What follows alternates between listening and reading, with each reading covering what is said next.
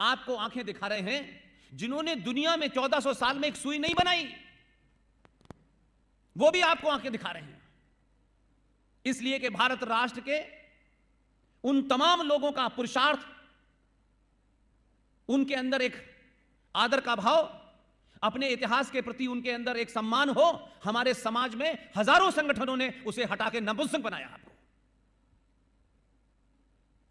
आपके लड़ने की क्षमता छीन ली, आपके तर्क करने की क्षमता छीन ली उन्होंने, और उन्होंने आपको एक रट्टू तोते की तरीके से कुछ रटा दिया और पूरा समाज उसे रट रहा है।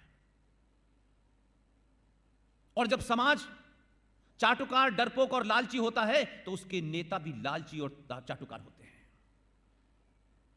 इसलिए आपको 70 सालों में जो हुआ उसके लिए आप जिम्मेदार हैं, मैं जिम्मेदार हूं।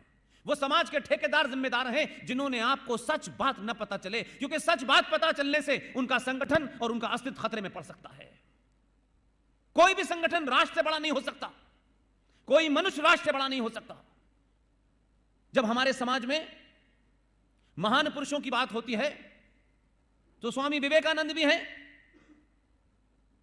अरविंदो भी हैं, और महाराष्ट्र से निकले हुए छत्रपति शिवाजी भी हैं, सावरकर भी हैं, सुभाष चंद्र बोस भी हैं। लेकिन इनका नाम बहुत सारे लोग लेने से अपनी दुकान न बंद हो जाए, इसलिए उनका नाम नहीं लेते। इसलिए मेरे मूल में कभी कोई पार्टी और देश नहीं है।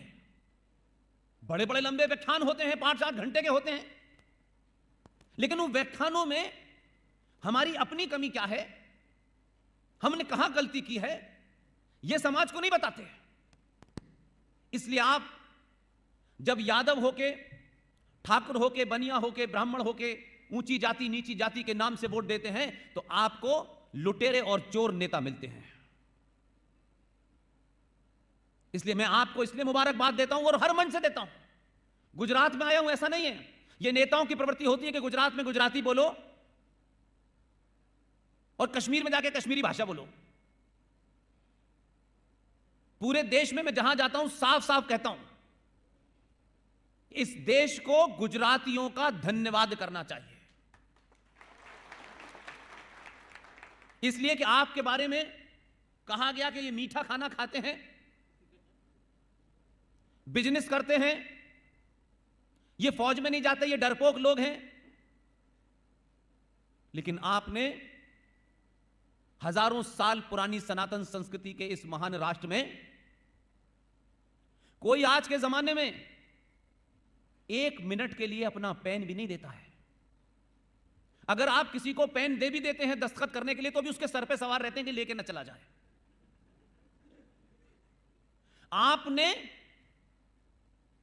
15 साल जिस आदमी को ठोंक पीट के डॉक्टर बनाया, आपको लगा कि इसका काम गुजरात में हो गया है, इसलिए आपने भारत को दे दिया और दिल्ली भेज दिया। और ये दिल, ये जो आपने परोपकार किया है, एक बार नहीं किया। जिसे 2014 में भेजा था, दिल्ली में बड़े बड़े रैकेटियर हैं, बड़े बड़े दलाल हैं, हर पार्टी में हैं, ऐसा नहीं है कि कुछ पार्टियों में नहीं, सब में हैं।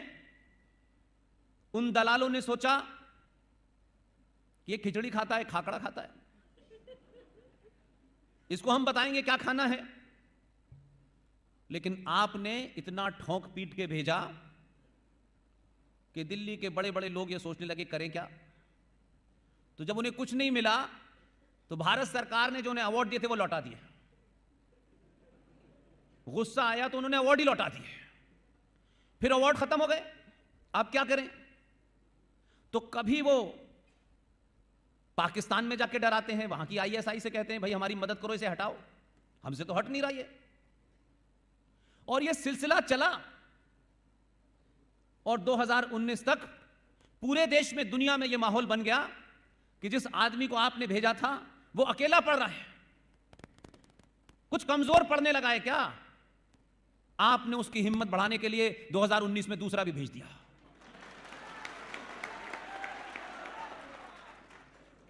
अब स्थिति यह हो गई है कि जो लोग 2014 वाले को डरा रहे थे वो कहते हैं पहला वाला अच्छा था यार, ये तो सुनता कम है और मारता ज्यादा है। इस सिलसिले को गुजरात का एक एक नागरिक याद रखे। कि जब तक आपके शरीर में जान है तब तक हर 5 साल के बाद इससे भी बड़ा खतरनाक भेजिएगा। ये रोकिएगा मत। और पूरे देश के तमाम लोगों को जो राजनीति के अपने आप को चाणक्य समझते हैं, आपकी देखा देखी भारतीय राजनीति में एक होड़ लग गई है, एक रेस लग गई है। उसी का परिणाम है कि जो लोग ये समझते थे कि दिल्ली का रास्ता उत्तर प्रदेश होके जाता है, आपने उत्तर प्रदेश वालों को मजबूर कर दिया ऐसा चुनना जो ये कहता हो कि जिस भाषा में समझोगे उस भाषा में समझा दूंगा।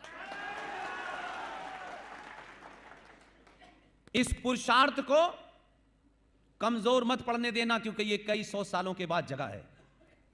और कोई दलाल, कोई चाटुकार आपके बीच में आए और नए नए ज्ञान देने लगे, उसको अपने बीच से अलग थलग कर दीजिएगा। 700-800 साल के बाद आपको अपने होने का बोध हुआ है। आपकी ये माताएं बहनों के सम्मान की बात होने लगी है।